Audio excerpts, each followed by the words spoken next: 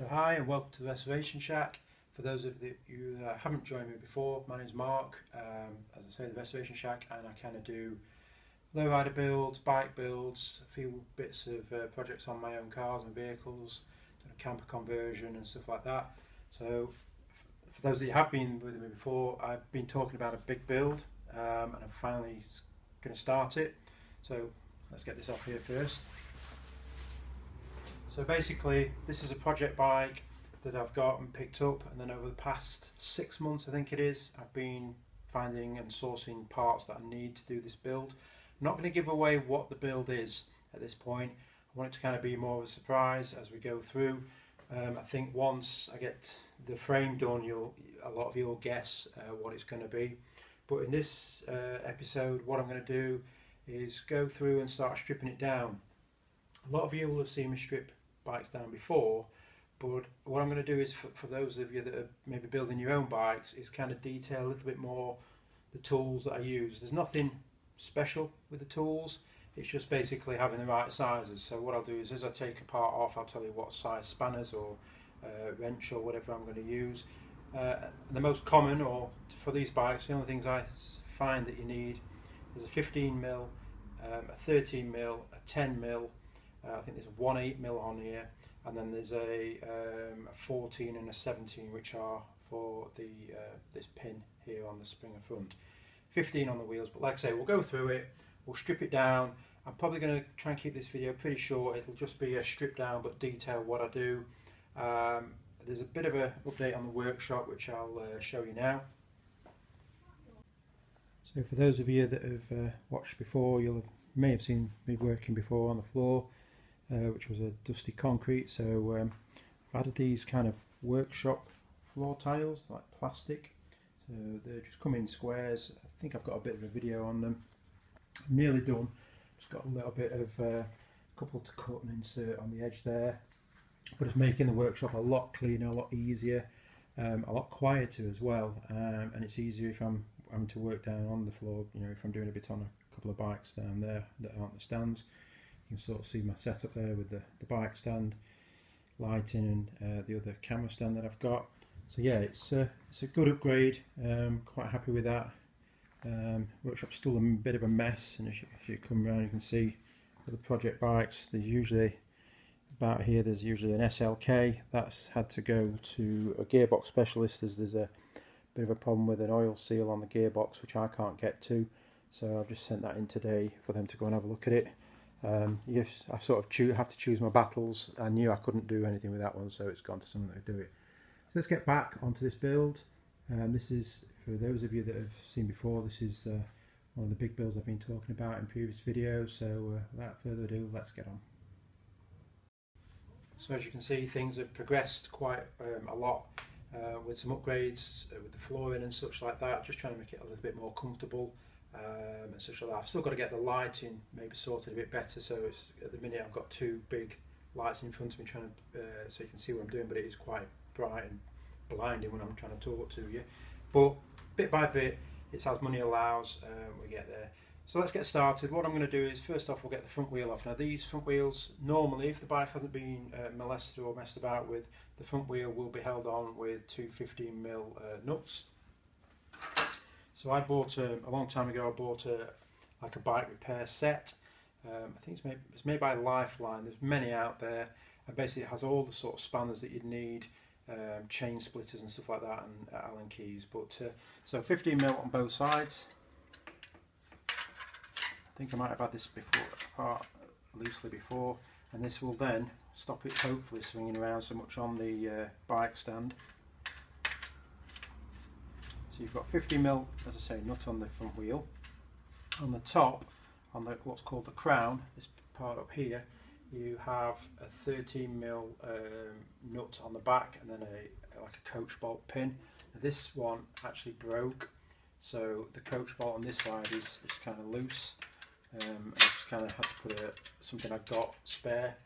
So if the bike hasn't been apart for a long time, you do find that these nuts and bolts up here kind of get a little bit rusted and tough to undo. So you have your 15mm bolt. Once you've undone the 13mm at the top, be able to get this first, like I call that, support arm off. I'm just going to basically start putting this into a tub. So I put it in, once again, for those of you that have watched me before, I have little tubs and I'll mark them up as to what goes where. So in the tub it goes, and the parts I just usually stash on the floor until I need them. But in this case, a lot of the parts are going to be just used for the bikes, because I've got all new parts for this bike and how it's going to look. The mudguard, or fender as they're known, clips onto the front wheel. It also has a bracket normally, which I'll take this off and show you. So you have the two stays that go either side of the wheel, and then you have a bracket at the back, and that usually fixes to the bottom of the stem. There's a hole that goes all the way through it, and it fits on there. So I get the other wheel off, other nut off, sorry. And that piece that dropped on the floor, if it's not been messed about with, you have these lockers. So they basically sit, I don't know if you can see because it depends if it's on camera, but they sit on this lower support arm. There's a hole in it, and they go around the axle pin, and then they lock it in place and stop it kind of falling out.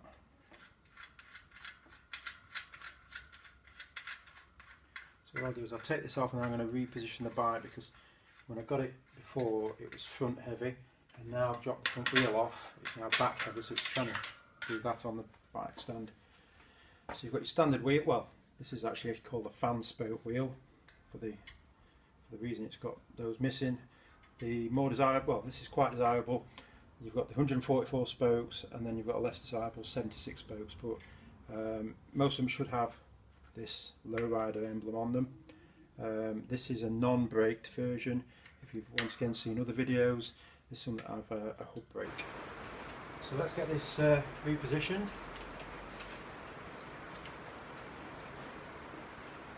Seems the weather's turned a bit bad as well. A bit of a thunderstorm.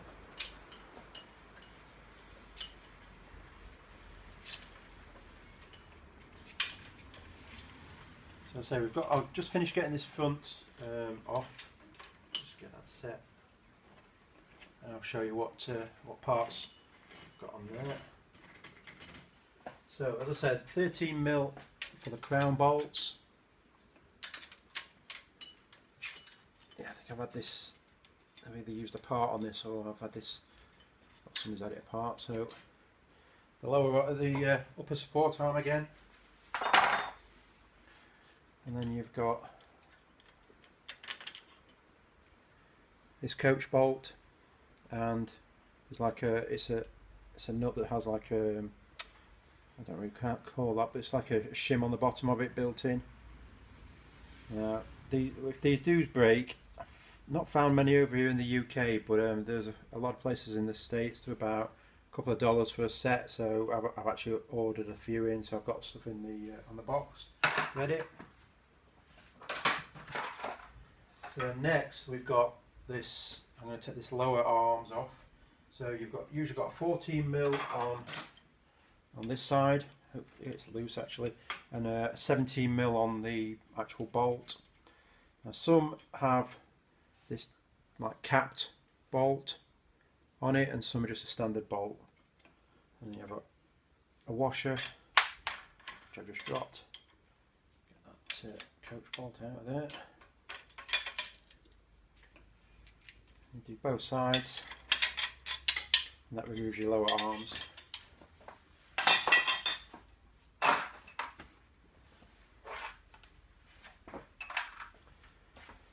Stem is a 13mm bolt in the top of it,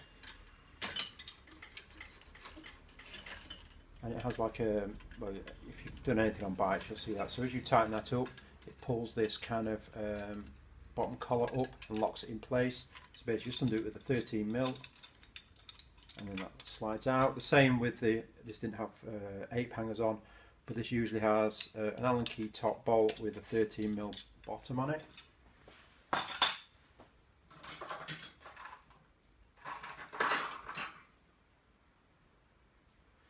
And And then for the crown, this is usually, which that one's got the wrong bolt in, but that's usually a 17mm bolt on the front of it. This one isn't the correct one, so it's obviously a different size, so it's totally different. But like I say, normally you would see 17mm. This one's actually, oh sorry, it's my stupidity, it is 17, I got a 19mm spanner. Shows you sometimes I don't get it all right. So it is the right bolt, it's me being daft. And the way this is built up is, so obviously you've got where the bolt goes in, so you have spring, the crown, you have a rubber, so the bolt, pull the bolt out, you have a metal end cap and then a rubber bump stop on there as well, and that's how that should be put together. Now this one doesn't, this is actually, I'll show you this, this is actually another common problem, because if it's not tightened up well and you get slop, what you find out is this kind of bounces a lot around in the thing, so even because the hole's a bit bigger than the bolt anyway, so you get play, and over time it does what it's done here, and it's actually worn away this this hole and kind of elongated it, so that's worn. So probably that is either for a rat bike or scrap. It doesn't have the Lowrider stamped on it either, so it's maybe not even an original thing, it's maybe off they did like a Bratz bike, a purple Bratz bike, so it might be off one of those. So on the seat, do that next. Usually you've got a seat post and it's a 13mm socket bolt on that, and the pin. And the pin usually has this little node on it, or a little kind of lug on it there, so when you put it into the seat post it kind of locates it and stops it spinning. And then the bolt, you have a washer and once again a capped 13mm nut on it.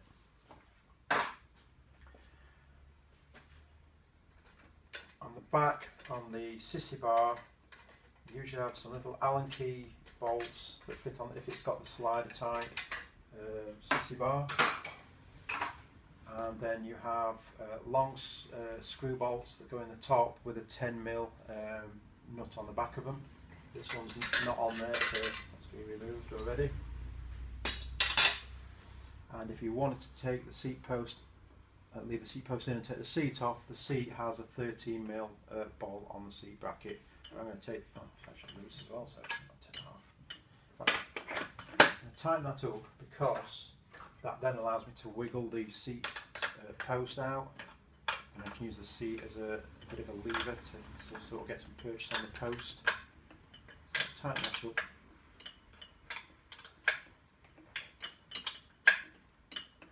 Until I see it's turning. So now it's turning the post as well, so I can just work that up. And that takes the seat post out. And normally this has, this is also not original one. This has it usually has Lowrider stamped on the post as well, if it's all original 90s bike. And I can just take the seat off. This seat is going to get used on another project because, as I say, there's not many parts on this bike I'm going to be keeping. I'm after the frame and the headset.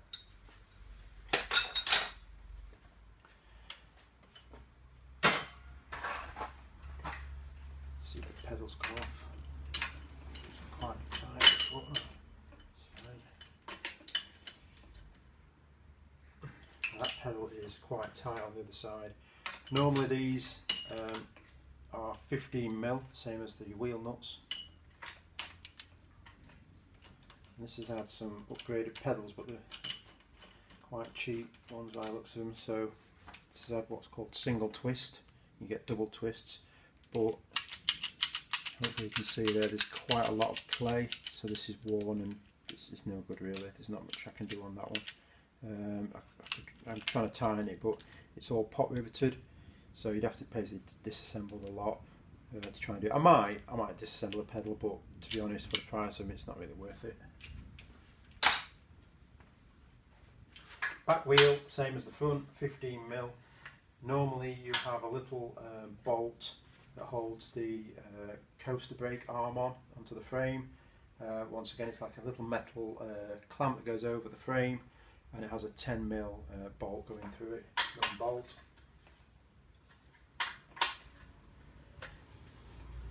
And the rear fender has the same as the front. It has arms that go onto the axle, the rear axle, and then you have a little Phillips screw just at the front here, near where you should have the kickstand. There's a little screw there that holds it in, and again on the top, a little 10mm nut and bolt that go through the top and hold it onto the frame at the top.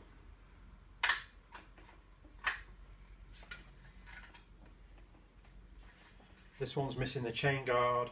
That has the same sort of screws that hold, the same as the fender.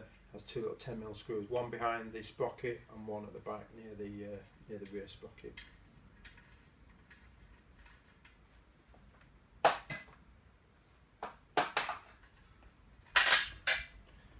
Take the fender arms off.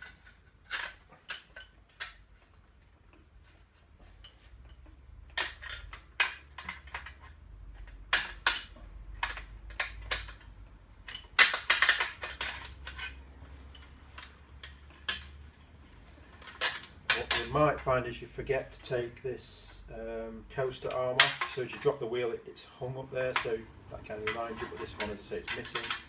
So you just take that off, put the chain off, out comes the back wheel. Not sure if the coaster works on this, we'll try it. Yeah, the coaster works on there. Those wheels, the rims are pretty rusty. I'm going to try probably put them in some citric acid, see what they come up like, but I think they're a bit too far gone. So once again, might just use them on a wrap project, or just, you know, don't know, we'll decide later on. So as I say, small Phillips screwdriver in the back. Let's try Phillips instead of a flat blade.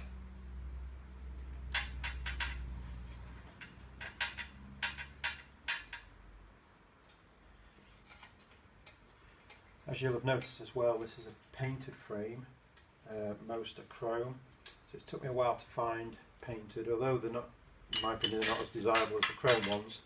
They are a little rarer, so I've seen black, the blue, green and like a metallic burgundy. So this one is going to get sanded down. There's not much corrosion on it, there's a few little spots just at the back.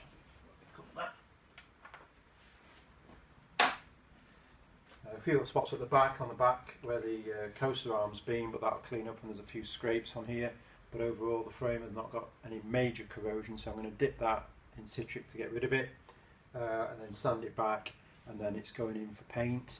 I know the colour, but I've not yet decided just how I'm going to do it. As I say, this is a tribute bike, there's only one other like it. So I've yet to decide if I'm going to exactly copy the bike I'm tributing, or if I'm just going to add my own little touches to it.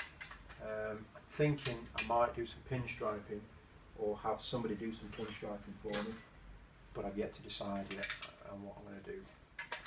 So as I said, this up here, 10mm, and I really need two 10mm.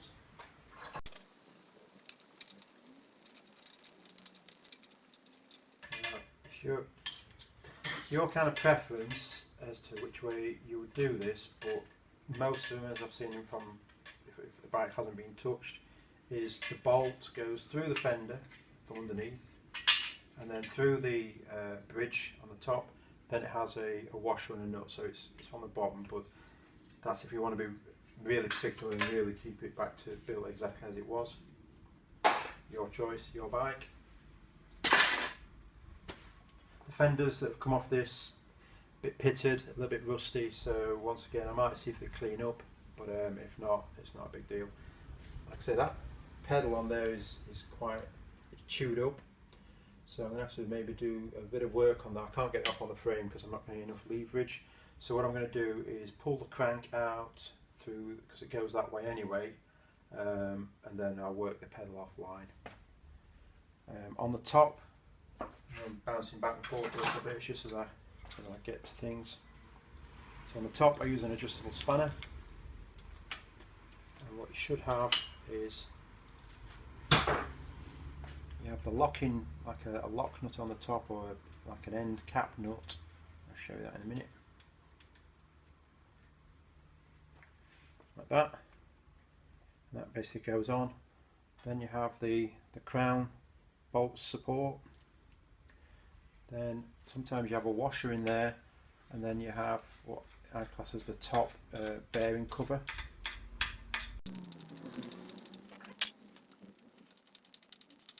What I like to do is take them apart and then put them back together so I never forget which way they go.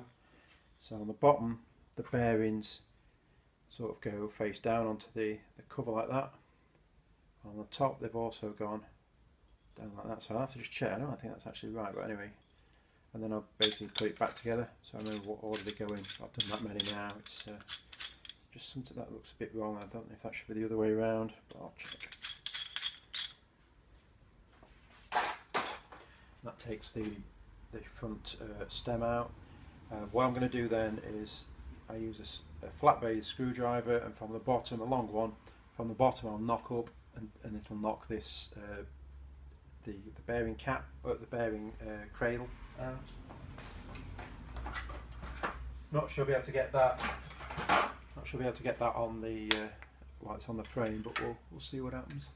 I'm trying to do it without damaging the cradle.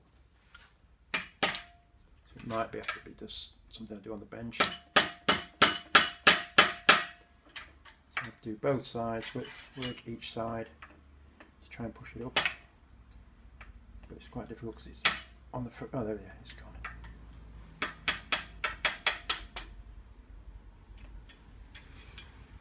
And that takes it out the frame, because obviously I want to paint the frame, I don't want to get paint all over those. So then I'll just go from the top and push down on the other. And just work each side. So I've got a rubber mallet.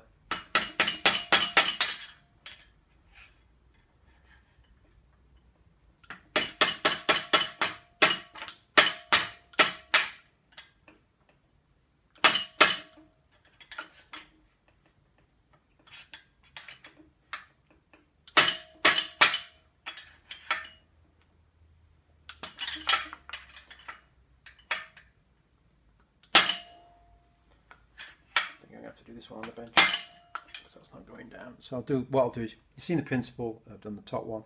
I'll just basically get, when I'm on the bench, so I can get a better purchase on it, just knock the bottom one through.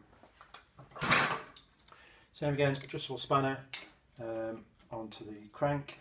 Now these are opposite to what you'd think.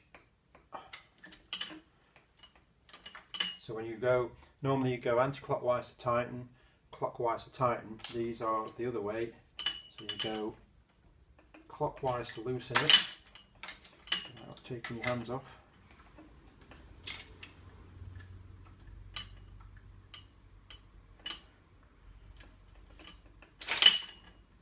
Like that. And once you've done the lock nut, it's usually pretty easy. So you have a lock nut, which I'll show you in a minute. That's your locking nut. Then you have a washer, and some do and some don't have a little indent on them.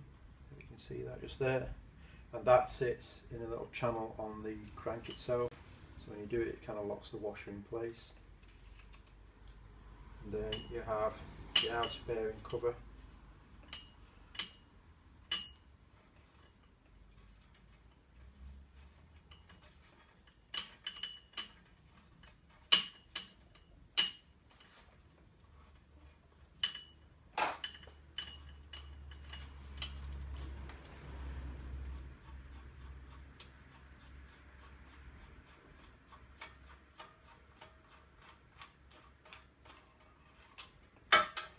And then the bearings cage itself, which is sat bearings inwards. So let me get rid of those.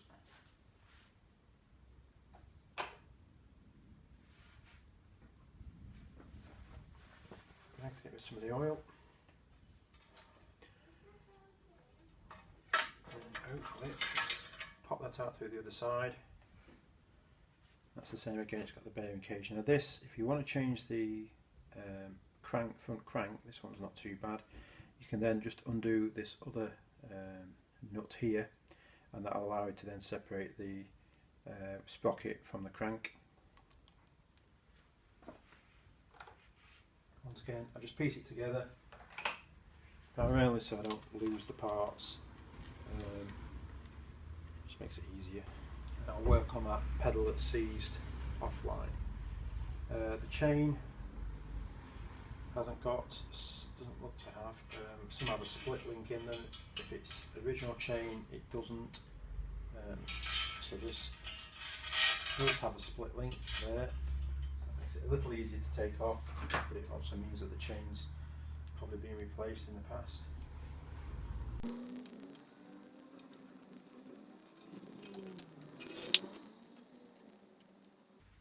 Once again, I piece it back together just so I don't lose stuff in here. If you lose a little clip or a little fastener like this, you end up either A, trying to search around for it, or you end up having to buy again just for one part that you need, so it just makes more sense to actually to just kind of put it back together, or as I do, put it in the little trays like that. So that's fine. So I'm going to just try and knock these out as well, like I did before, but I think once again this might be a job for being on the bench. I'll just see what happens. These are quite tough. If it doesn't move, no, it's not moving. So what I'm going to do is I'm going to do the same process. I either use a blunt chisel or screwdriver. I'm going to probably use a blunt chisel, because what I don't want to do is if you hit this too hard, you end up using it as a chisel and it ends up marking the cage or the cup. So what I'll probably do is just use a chisel that's not being filed off the end, so it's just a punch end, and then knock those through. So that wraps up this session really. All I've got to do is get rid of that bearing cup, knock those out, and then start sanding this down. Just get rid of some of the corrosion. I'm going to dip a few of the parts because I might want to use them on other projects, but hopefully you'll subscribe and watch the development of this. I've been looking forward to this build for about 6 months plus really, and I think once the bike's done it'll be beautiful. As far as bikes go, that sounds a little bit weird, but it's going to be a good build. It's going to be interesting, and once we start putting it back together, it'll be really good. So I'd like to thank you for being with me. Thanks for, hopefully it's been some use to you and some information, and I'll catch you on the next one. Bye. Just thought I'd bring you back just to show you. So took the frame off the stand, just used a very blunt chisel that I've got because I didn't want to mark the back of them, and then just sent the chisel through and knocked these bearing cups out on both sides. And I did the same. Just get this off the thing so you can see. I just did the same with the headset ones as well. So that frame is now ready for cleaning. Looks like the heavens have opened. That frame is now ready for cleaning and ready for priming and painting. So that's my next job, is to rough it up, get rid of any corrosion on it, and then start prepping that for paint. So once again, sign off now, and I'll catch you on the next episode.